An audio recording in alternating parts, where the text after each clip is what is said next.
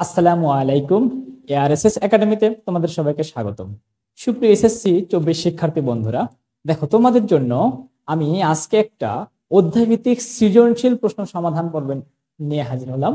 খুব ভালো করে খেয়াল করো, আমরা চেষ্টা করব যে অধ্যায় থেকে একটা করে অধ্যায় থেকে কিছু কিছু ইম্পর্টেন্ট সৃজনশীল প্রশ্ন সমাধান করতে, যেন ওই একটার আলোকে তোমরা আরো অনেকগুলো সৃজনশীল প্রশ্ন সমাধান করতে পারো। মোট কথা, যেন একটা সৃজনশীল প্রশ্ন সমাধান করলে ওই রকম যদি 100টাও সৃজনশীল প্রশ্ন চলে আসে, যেন সেটা তোমরা খুব সহজেই সমাধান করতে পারো। তো আজকে আমরা তার জন্য এখানে একটা বোর্ড প্রশ্ন লিখে রেখেছি, সেটা হচ্ছে ঢাকা বোর্ড 2022। দেখো, ঢাকা বোর্ড 2022 আমরা সমাধান করব রাসায়নিক বিক্রিয়া এই চ্যাপ্টারের উপরে। রাসায়নিক বিক্রিয়া চ্যাপ্টারের উপরে ঢাকা বোর্ড 22-এর যে প্রশ্নটা চলে আসছে, সেই প্রশ্ন থেকে গ এবং ঘ নাম্বার প্রশ্নগুলো আমি এখানে লিখে রেখেছি। দেখো, আজকে আমরা চেষ্টা করব যে এই প্রশ্নের আলোকে আমরা কিভাবে সব ধরনের প্রশ্ন উত্তর করতে পারবো, বিশেষ করে এই টাইপের যদি প্রশ্ন চলে আসে। দেখো, খুবই ইম্পর্টেন্ট একটা প্রশ্ন এটা। আমি আজকে এটা তোমাদের সমাধান করে দিব এবং এটার মাধ্যমে তোমাদেরকে বুঝিয়ে দিব যে এই রকমের আরো কি কি ভাবে প্রশ্ন হতে পারে এবং কিভাবে আসতে পারে। তো খেয়াল করো বন্ধুরা, আমরা আমাদের আলোচনায় চলে যাই। এখন দেখো, আমি এখানে 1 নম্বরের বিক্রিয়াটা এখানে উদ্দীপকে লেখা আছে যে x2 প্লাস y2 দুটোই কি গ্যাসীয় অবস্থা। দেখো বন্ধুরা, এখানে কিন্তু বলে দিছে যে x2 একটা গ্যাসীয় অবস্থা, y2 একটা গ্যাসীয় অবস্থা। এখান থেকে উৎপন্ন হচ্ছে কি এক্স ওয়াই, যে জায়গাতে বলে দিছে যে এখানে প্লাস 180 কিলোজুল। তার মানে কি এখানে 180 কিলোজুল তাপমাত্রা দেওয়ার প্রয়োজন হচ্ছে। তাহলে বোঝাই যাচ্ছে এটা একটা কি তাপহারী বিক্রিয়া। তোমাদেরকে মনে রাখতে হবে, যদি বিক্রিয়কের সাথে প্লাস আকারে তাপমাত্রা দেওয়া থাকে, তাহলে বুঝতে হবে সেটা কি তাপহারী বিক্রিয়া। ভালো করে মনে রাখবে বন্ধুরা, এখানে বিক্রিয়কের সাথে যদি তাপমাত্রা প্লাস আকারে লেখা থাকে, তাহলে বুঝতে হবে সেটা কি তাপহারী বিক্রিয়া। বিক্রিয়কের সাথে যদি মাইনাস আকারে তাপমাত্রা লেখা থাকে, তাহলে তোমাদের বুঝতে হবে এটা তাপ উৎপাদী বিক্রিয়া। খুব ভালো করে খেয়াল করবা। তাহলে দেখো, আবার এই ঘটনা এভাবে ঘটতে পারে যে উৎপাদের সাথে যদি মাইনাস আকারে তাপ শক্তি লেখা থাকে, তাহলে সেটা তাপহারী বিক্রিয়া। উৎপাদের সাথে যদি প্লাস আকারে তাপ শক্তির পরিমাণটা লেখা থাকে, তাহলে তাহলে সেটা হবে কি তাপ উৎপাদী বিক্রিয়া। বুঝাতে পারছি? দেখো, এবার আমরা এই বিক্রিয়াটা সমাধান করব। কি বলছে এখানে যে x2 প্লাস y2 উৎপন্ন করতেছে কি xy। ভালো করে খেয়াল করো, এটা একটা মৌলিক বিক্রিয়া। দেখো, আমরা চাইলে এখানে নিতে পারতাম যে nitrogen gas plus hydrogen gas উৎপন্ন করতেছে অ্যামোনিয়া গ্যাস। খুব সুন্দরভাবে আমরা সেই বিক্রিয়াটাও এখানে করতে পারি। তো এখানে আমরা সেভাবে যাব না, আমরা শুধু এটা থেকেই আলোচনা করব। এখানে x2 এবং y2 বিক্রিয়া করে উৎপন্ন করতেছে কি 2xy। ভালো করে খেয়াল করো বন্ধুরা, আমরা এখানে বিক্রিয়াটা সম্পূর্ণ আগে করি। x2 প্লাস y2 বিক্রিয়া করে কি উৎপন্ন করতেছে? হচ্ছে xy। ভালো করে খেয়াল করো, যেই জায়গাতে তাপ শক্তির শোষণ হচ্ছে কতটুকু প্লাস 180 কিলোজুল, তাহলে আমি ডেল্টা এইচ আকারে যখন আমি লিখবো, এটা ডেল্টা এইচ এর মানটা কি হবে? যেহেতু এটা একটা তাপহারী বিক্রিয়া, আমরা জানি তাপহারী বিক্রিয়ার ক্ষেত্রে ডেল্টা এইচ এর মানটা কি হয়? ধনাত্মক। মনে রাখবে। তাহলে আমি লিখলাম হচ্ছে 180 কিলোজুল। ভালো করে খেয়াল করো, আমি এই যে বিক্রিয়াটা লিখে আমি এখানে লিখলাম যে তাপ শক্তির পরিমাণ হচ্ছে প্লাস 180 কিলোজুল। এখানে যে প্লাস আছে তাই যে আমি এখানে প্লাস দিলাম, বিষয়টা কিন্তু এমন নয় বন্ধুরা। খেয়াল করো, এখানে বিষয়টা হচ্ছে কি এখানে 180 কিলোজুল প্লাস আকারে আছে, মানে সেটা তাপহারী বিক্রিয়া। আর যেহেতু এটা একটা তাপহারী বিক্রিয়া, তাহলে তাপহারী বিক্রিয়ার ক্ষেত্রে ডেল্টা এস এর মানটা ধনাত্মক হয়, তাই আমি এখানে ধনাত্মক লিখে রেখেছি। খেয়াল করো, তাহলে আমি বিক্রিয়াটা লিখলাম। এখন তোমাদের কাছে প্রশ্ন চলে আসছে যে এই বিক্রিয়াতে, এই যে গ নাম্বার প্রশ্নে কি বলছে যে 1 নং বিক্রিয়ায় রাসায়নিক সাম্যাবস্থায় তাপমাত্রার প্রভাব আলোচনা করো। দেখো, ভালো করে খেয়াল করো, খুব ইম্পর্টেন্ট একটা প্রশ্ন, তাপমাত্রার প্রভাব। এই বিক্রিয়াটা দিয়ে শুধুমাত্র তাপমাত্রার প্রভাবটা না দিয়ে তোমাদের আর কিভাবে প্রশ্ন আসতে পারে খেয়াল করো। এই বিক্রিয়া দিয়ে বলবে কি যে এই বিক্রিয়াতে লা সাতেলিয়ার নীতি প্রভাব ব্যাখ্যা করো। লা সাতেলিয়ার নীতি ব্যাখ্যা করো। তার মানে এই একটা বিক্রিয়াতে আমরা তাপমাত্রার প্রভাব, চাপের প্রভাব এবং ঘনমাত্রার প্রভাব তখন আমাদের দেখতে হবে যে সবগুলোর প্রভাব আছে কিনা। যদি বলতো লা সাতেলিয়ার নীতি ব্যাখ্যা করো, কিন্তু অতগুলো না বলে এই জায়গাতে কি বলছে শুধুমাত্র তাপমাত্রা, শুধুমাত্র তাপের প্রভাব, যে এই বিক্রিয়াতে তাপের কোনো প্রভাব আছে কিনা। যদি থাকে তাহলে তাপ প্রয়োগ করলে কি ঘটনা ঘটবে। দেখো এর জন্য আমাদেরকে প্রথমত জানতে হবে যে বিক্রিয়াটি তাপ উৎপাদী নাকি বিক্রিয়াটি তাপহারী বিক্রিয়া। দেখো যেহেতু এখানে ডেল্টা এইচ এর মান ধনাত্মক, তাহলে আমরা বুঝতেই পারতেছি যেহেতু ডেল্টা এইচ এর মান ধনাত্মক তাহলে এটাকে একটা তাপহারী বিক্রিয়া। আর তাপহারী বিক্রিয়ার ক্ষেত্রে বন্ধুরা আমরা জানি যে তাপমাত্রার শোষণ ঘটে, অর্থাৎ তাপমাত্রা আরো কি করতে হয়, বাহির থেকে আমাদের তাপ দিতে হয়। তাহলে খেয়াল করো তো বিক্রিয়কে প্লাস 180 জুল কিলোজুল তাপমাত্রা লেখা ছিল, তার মানে বিক্রিয়কের ক্ষেত্রে আমাকে বাহির থেকে আরো 180 কিলোজুল তাপমাত্রা দিতে হবে। যেহেতু আমাকে বাহির থেকে আরো 180 কিলোজুল তাপমাত্রা দিতে হবে এবং তাপহারী বিক্রিয়া, তাহলে বোঝাই যাচ্ছে যে এখানে বিক্রিয়কের তাপমাত্রার পরিমাণটা বেশি, উৎপাদের তাপমাত্রার পরিমাণটা কম। খেয়াল করো যদি তুমি এটুকু বুঝতে পারো যে বিক্রিয়কের তাপমাত্রার পরিমাণটা বেশি, উৎপাদের তাপমাত্রার পরিমাণটা কম, কিভাবে বুঝলাম সেটা, কারণ বিক্রিয়কের বেলায় এখানে প্লাস 180 কিলোজুল তাপমাত্রা লেখা আছে, অর্থাৎ বিক্রিয়কে আমাকে 180 কিলোজুল তাপমাত্রা দিতে হচ্ছে। তাহলে বিক্রিয়কে যেহেতু তাপমাত্রা দিতে হচ্ছে তাহলে বিক্রিয়াটা কি তাপহারী বিক্রিয়া।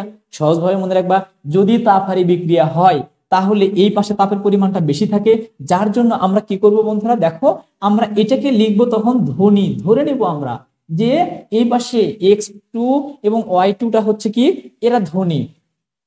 তাহলে গরিব কে বন্ধুরা, খেয়াল করো, তাহলে গরিব হচ্ছে আমরা ধরে নেব কি এক্স ওয়াই, এখানে যে এক্স ওয়াইটা উৎপন্ন হলো একে আমরা ধরে নেব কি গরিব। ভালো করে খেয়াল করো, দেখো বন্ধুরা আমরা তাহলে এই পাশে যেহেতু তাপমাত্রা আমাকে দিতে হচ্ছে তাহলে এই পাশে তাপমাত্রার পরিমাণ বেশি। সহজভাবে আমরা একটু মনে রাখবো কিভাবে জানো, যেখানে তাপমাত্রার পরিমাণ বেশি সেটা হচ্ছে ধনী, আর যেখানে তাপমাত্রার পরিমাণ কম সেটা হচ্ছে গরিব। এখন খেয়াল করো, খুব মজার একটা ছলে আমরা বুঝতে পারবো এইটাতে তাপমাত্রার প্রভাব আসলে কিভাবে কাজ করে। দেখো তাহলে আমি ধনী এবং গরিব এইটুকু তো বুঝতে পারলাম, যেখানে তাপমাত্রার পরিমাণ বেশি সেখানে ধনী, যেখানে তাপমাত্রার পরিমাণ কম সেখানে গরিব। তাহলে খেয়াল করো এখানে বিক্রিয়কটা হচ্ছে ধনী আর উৎপাদটা হচ্ছে কি গরিব। এবার এটুকু বোঝার পরে আমাদের বুঝতে হবে কি, আমি যদি এখানে বাহির থেকে তাপ শক্তি দেই, দেখো বিষয়টা হচ্ছে এরকম, ধরো আমি যদি কিছু দান করতে চাই, ধরে নাও আমি এখানে কিছু এখন দিব বা কিছু টাকা দিব, তাহলে আমরা সাধারণত কাদেরকে দান করি বন্ধুরা, তোমরা একটু ভেবে বলো তো, আমরা সাধারণত কাদেরকে দান করি? তোমরা নিশ্চয়ই বলবে যে গরিব মানুষকে দান করি, আমরা সাধারণত বড় লোকদের দান করি না। তাহলে দেখো আমি যদি এই জায়গাতে দান করি অর্থাৎ তাপমাত্রা প্রয়োগ করি, আমি দান করতেছি বলতে আমি কি বুঝাচ্ছি, আমি তাপমাত্রা প্রয়োগ করি। তাহলে এই বিক্রিয়াতে যদি আমি তাপমাত্রা প্রয়োগ করি তাহলে কি ঘটনা ঘটবে, ভালো করে খেয়াল করো। আমি যদি এই জায়গাতে সাম্যাবস্থায় যদি তাপমাত্রা দেই, বাহির থেকে যদি তাপমাত্রা নিয়ে এসে সাম্যাবস্থায় দেই, আমি সাম্যাবস্থায় যদি তাপ দেই তাহলে বিক্রিয়ার ক্ষেত্রে কি ঘটনা ঘটবে, ভালো করে খেয়াল করো। সেই তাপ কোন দিকে যাবে, ভালো করে খেয়াল করো, সেই তাপ কিন্তু এই ধনীর দিকে আসবে নাকি গরিবের দিকে যাবে? তোমরা নিশ্চয়ই বলবে যেহেতু আমি তাপ দিচ্ছি বাহির থেকে, তার মানে বাহির থেকে আমি তাদেরকে সাহায্য করতেছি, তাহলে অবশ্যই তাপমাত্রা কোন দিকে যাবে, গরিবের দিকে যাবে। তাপটা যদি গরিবের দিকে যায় তাহলে বিক্রিয়ার গতিবেগ কোন দিকে যাবে? দেখো বন্ধুরা, দেখো ভালো করে খেয়াল করো, যেহেতু তাপমাত্রা যাচ্ছে কি উৎপাদের দিকে, তাহলে বিক্রিয়ক থেকে উৎপাদ তৈরি হবে, অর্থাৎ সাম্যাবস্থা তখন কি ডান দিকে যাবে, সাম্যাবস্থা ডান দিকে যাবে, সাম্যাবস্থা ডান দিকে যাবে। সাম্যাবস্থা ডান দিকে যাবে মানে কি, দেখো ভালো করে খেয়াল করো, সাম্যাবস্থা যেহেতু ডান দিকে যাবে তার মানে কি উৎপাদের পরিমাণটা কি হবে, বৃদ্ধি পাবে। সাম্যাবস্থা ডান দিকে যাবে অর্থাৎ উৎপাদের পরিমাণ বৃদ্ধি পাবে, অর্থাৎ উৎপাদের পরিমাণ বৃদ্ধি পাবে, উৎপাদের পরিমাণ বৃদ্ধি পাবে, বৃদ্ধি পাবে। দেখো ভালো করে খেয়াল করো, যেহেতু সাম্যাবস্থা ডান দিকে যাচ্ছে তাহলে উৎপাদের পরিমাণটা কি পাবে, বৃদ্ধি পাবে, তাহলে উৎপাদের পরিমাণটা কি পাবে, বৃদ্ধি পাবে। আচ্ছা দেখো বন্ধুরা, এবার আমাদের কি করতে হবে, এইটুকু তো আমরা বুঝলাম যে এই বিক্রিয়াতে যদি আমি তাপমাত্রা প্রয়োগ করি তাহলে সাম্যাবস্থা কি ডান দিকে যাবে, তাহলে সাম্যাবস্থা ডান দিকে গিয়ে কি করবে, উৎপাদের পরিমাণটা কি করবে, বৃদ্ধি করবে। এবার খেয়াল করো তো, আমি যদি এই বিক্রিয়াতে তাপ শোষণ করে নেই, তাপ যদি উল্টা আমি আরো বের করে নিতে চাই তাহলে কি ঘটবে, তাপ বের করে নেব, তাহলে আমি নিশ্চয়ই কার থেকে নেব। এবার ধরো আমি এখান থেকে দান চাচ্ছি, আমি বলতেছি যে আমাকেই কিছু দাও, আমাকে কিছু সাহায্য করো, তাহলে আমি কি গরিবের থেকে সাহায্য চাইবো নাকি ধনীর থেকে সাহায্য চাইবো? তখন তোমরা নিশ্চয়ই বলবে যে কি ধনীর থেকে সাহায্য চাইবো। তাহলে আমি যদি ধনীর থেকে নিয়ে নেই তার মানে কি এই পাশে একটা ঘাটতি চলে আসবে তখন তাপমাত্রার, তাহলে তখন বিক্রিয়াটা কি ঘটবে, তখন বিক্রিয়াটা পশ্চাৎ দিকে হবে, অর্থাৎ বিক্রিয়ক থেকে উৎপাদের পরিমাণটা বৃদ্ধি পাবে। বুঝাইতে পারছি? ভালো করে খেয়াল করো। তাহলে সেই ক্ষেত্রে বিক্রিয়ক উৎপাদ থেকে কি আসবে? বিক্রিয়কের পরিমাণ বৃদ্ধি পাবে। উৎপাদ থেকে বিক্রিয়কের পরিমাণ বৃদ্ধি পাবে কোন ক্ষেত্রে? যদি আমি এখান থেকে তাপমাত্রা শোষণ করে নেই, অর্থাৎ আমি যদি এখান থেকে তাপমাত্রা আরো বের করে নেই। এটা আমরা কিভাবে বুঝলাম? এই যে ধ্বনির কাছ থেকে। কারণ আমি যদি নেই মানে কি, আমি ধ্বনির কাছ থেকে নিব।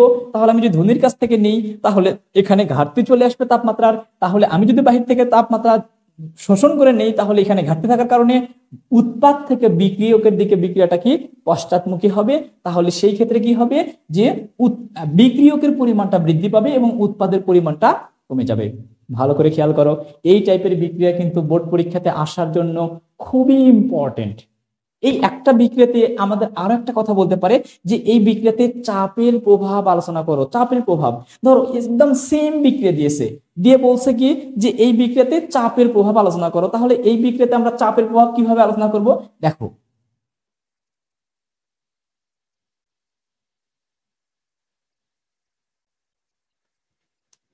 দেখো বন্ধুরা, চাপের প্রভাব আলোচনা করার জন্য আমাদের প্রথম যেটা কাজ সেটা হচ্ছে যে বিক্রিয়াটাকে সমতা করতে হয়।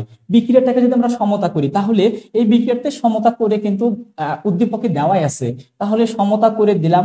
সমতা করে দেওয়ার পরে এখন আমাদের দেখতে হবে যে দুই পাশে প্রথম কাজ, 1 নাম্বার কাজ সমতা করা। চাপের জন্য প্রথমে কাজ কি?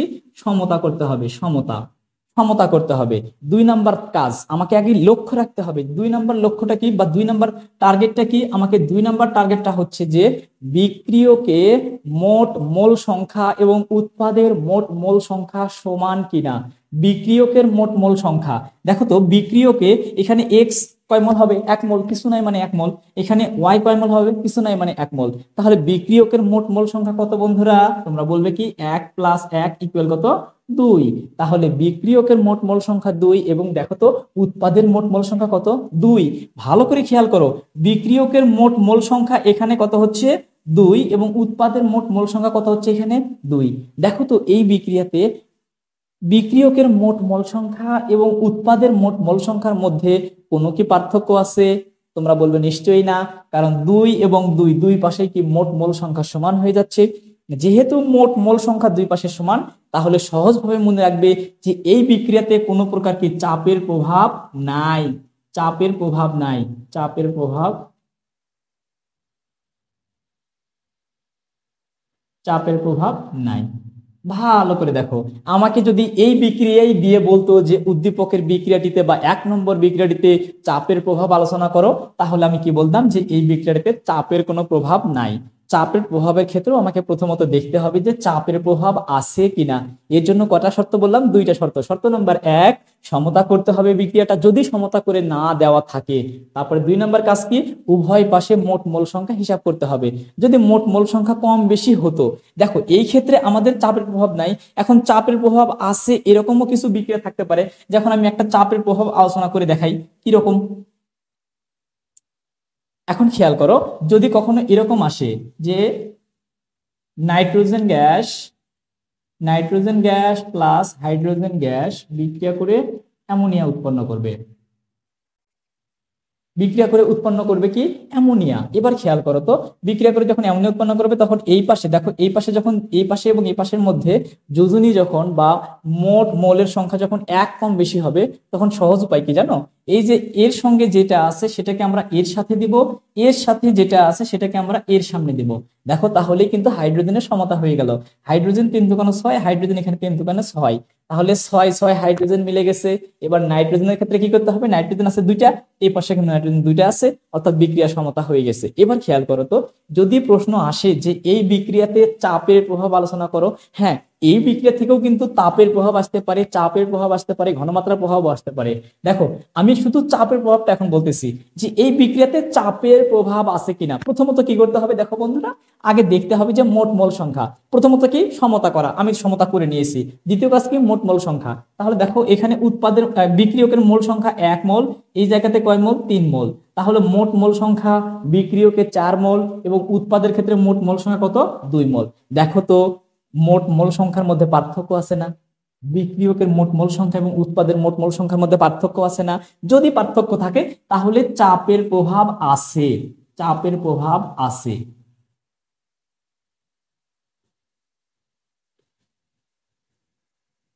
এখন চাপের প্রভাব থাকলে কি করতে হবে, আমাকে দেখতে হবে এখানে চাপ প্রয়োগ করলে কি হয়। এর জন্য আমাদের সেম কাজ, এবার আমরা কি করব, যেখানে মোট মোল সংখ্যার পরিমাণ কম হবে সে হবে গরিব, যার যেখানে মোট মোল সংখ্যার পরিমাণ বেশি হবে সে হবে ধনী। তাহলে দেখো এই পাশে মোট মোল সংখ্যা 2, এই পাশে মোট মোল সংখ্যা 4, তাহলে এই পাশে মোট মোল সংখ্যা কম আছে, তার মানে এবার এই পাশে হচ্ছে গরিব, এই পাশে হচ্ছে কি ধনী। দেখো বন্ধুরা, যদি তোমরা এটুকু বুঝতে পারো, আমি সহজভাবে বলতেছি ধনী এবং গরিব যদি এইভাবে বুঝতে পারো, দেখো এই পাশে গরিব এই পাশে ধনী। এবার তোমাদেরকে যদি বলা হয় এই বিক্রিয়াতে চাপ প্রয়োগ করলে কি ঘটনা ঘটবে, তোমরা নিশ্চয়ই বুঝে গেছো এতক্ষণে। যেহেতু গরিব আছে এখানে, আমি যদি বাহির থেকে কোনো সাহায্য দেই তাহলে নিশ্চয়ই আমি গরিবকে সাহায্য করব। তার মানে যদি আমি এই বিক্রিয়াতে বাহির থেকে চাপ প্রয়োগ করি তাহলে বিক্রিয়ার গতিবেগ কি সামনের দিকে যাবে, সামনের দিকে যাবে, যে পাশে গরিব আছে সেই পাশে চলে যাবে। তারপর আমি যদি এখান থেকে চাপ বের করে নেই অর্থাৎ শোষণ ঘটাই, তাহলে কি ঘটবে, এই যে বিক্রিয়ার গতিবেগ উৎপাদ থেকে বিক্রিয়কের দিকে আসবে, তাহলে এই বিক্রিয়ায় চাপ দিলে বিক্রিয়া সামনের দিকে যাবে, বিক্রিয়া সামনের দিকে অগ্রসর হবে, মানে কি বিক্রিয়ক থেকে উৎপাদ তৈরি হবে। আবার এই বিক্রিয়া থেকে যদি চাপ বের করে নেই তাহলে কি করতে হবে, বিক্রিয়া পশ্চাৎ দিকে হবে, পশ্চাৎ দিকে, অর্থাৎ বিক্রিয়কের পরিমাণ বেড়ে যাবে, উৎপাদের পরিমাণ কমে যাবে। দেখো এই যে একটা সৃজনশীলের মাধ্যমে একটা প্রশ্ন থেকে আমরা কিন্তু সব ধরনের প্রশ্ন সমাধান করতে পারি। তো এখান থেকে যেভাবে প্রশ্ন আসুক না কেন আমার বিশ্বাস তোমরা এবার নিশ্চয়ই পারবে। এবার খেয়াল করো, আমরা ঘ নম্বর প্রশ্নটাতে বোঝার চেষ্টা করি।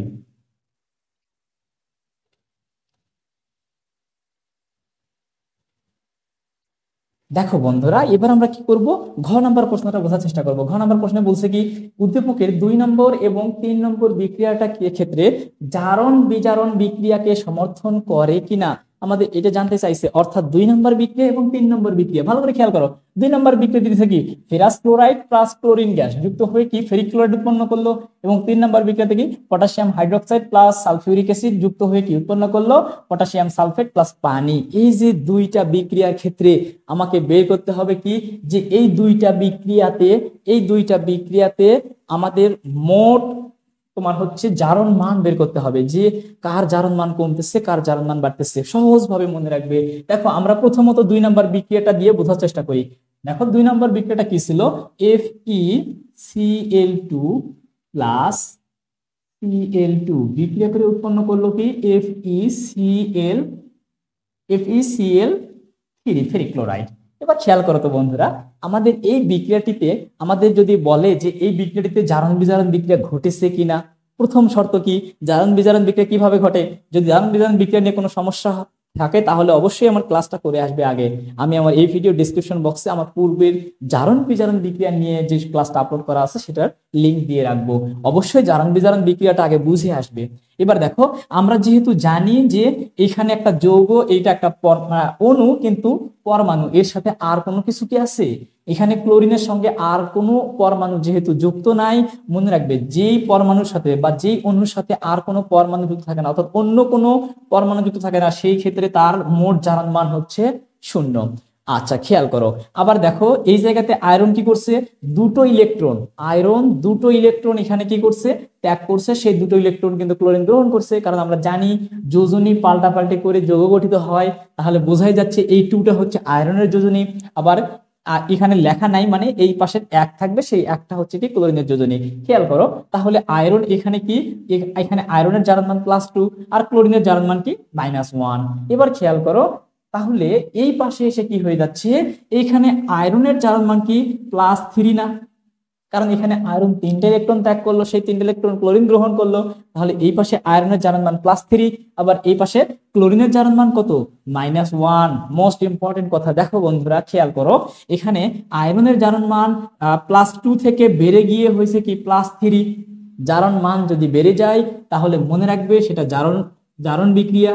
যার জারণ মান বেড়ে যাবে সে জারণ বিক্রিয়া ঘটবে, যার জারণ মান কমে যাবে। খেয়াল করো, এখানে ক্লোরিনের জারণ মান এই জায়গাতে ছিল 0, এই জায়গাতে কমে গিয়ে হয়েছে কত -1, তার মানে কি বিজারণ বিক্রিয়া। দেখো খুবই ইম্পর্টেন্ট একটা কথা, যার জারণ মান বেড়ে যাবে তার জারণ বিক্রিয়া ঘটবে, যার জারণ মান কমে যাবে তার বিজারণ বিক্রিয়া ঘটবে। দেখো ভালো করে খেয়াল করো, আমরা যদি এই বিক্রিয়া থেকে আমাদের এখন লিখতে হবে কি জারণ অর্ধ বিক্রিয়া, বিজারণ অর্ধ বিক্রিয়া। তাহলে জারণ অর্ধ বিক্রিয়া কি হবে,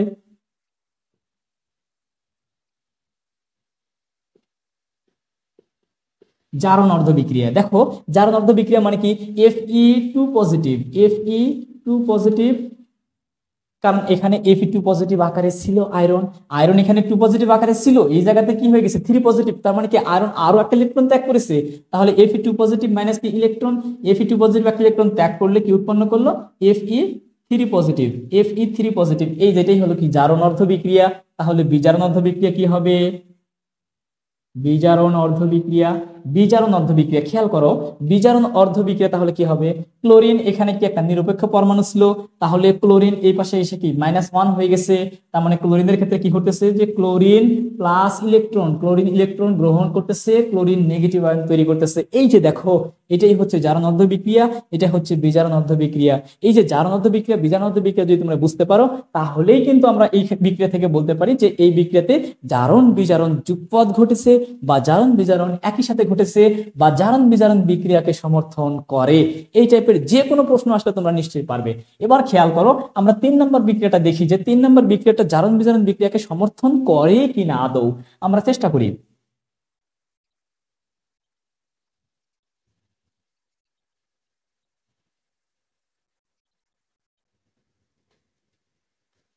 দেখো বন্ধুরা, আমরা 3 নম্বর বিক্রিয়াতে চেষ্টা করব যে 3 নম্বর বিক্রিয়াতে জারণ বিজারণ বিক্রিয়াকে সমর্থন করে কিনা। তাহলে 3 নম্বর বিক্রিয়াটা কি, আমরা পুনরায় আরেকবার লিখি। তাহলে potassium hydroxide plus H2SO4 sulphuric acid বিক্রিয়া করে উৎপন্ন করবে হচ্ছে পটাশিয়াম সালফেট প্লাস পানি।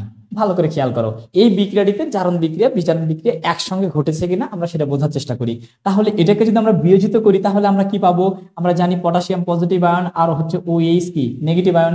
আবার যদি আমরা এটাকে বিয়োজিত করি তাহলে এখানে হাইড্রোজেন পাবো এবং সালফেট পাবো, হাইড্রোজেন পজিটিভ আয়ন এবং কি সালফেট 2 নেগেটিভ আয়ন। আবার যদি আমি এটাকে পাই তাহলে কি পাবো, potassium positive ion sulphate 2 negative ion, sulphate 2 negative ion.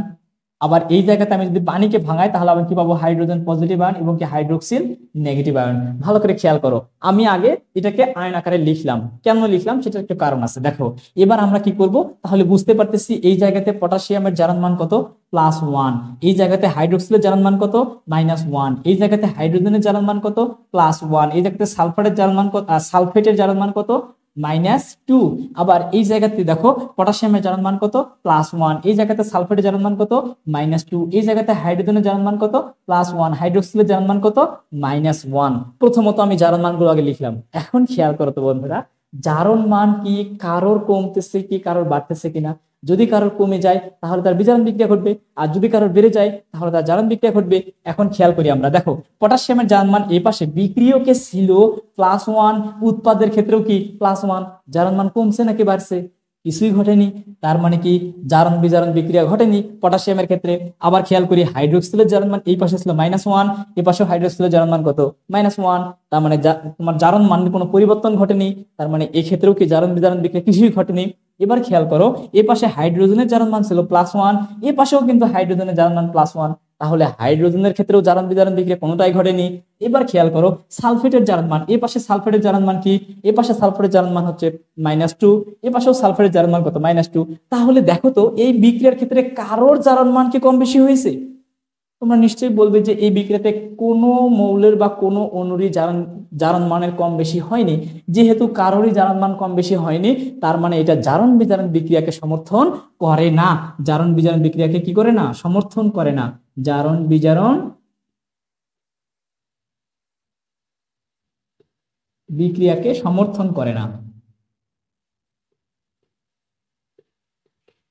দেখো তোমরা খুব সহজে বুঝে গেছো, তাহলে এই বিক্রিয়াটাকে জারণ বিজারণ বিক্রিয়াকে সমর্থন করবে না। প্রথমত তোমাদের কি করতে হবে, এরকম বিক্রিয়া আসলে একটা কাজ করতে হবে যে নিচে নিচে জারণ মানগুলো লিখবে।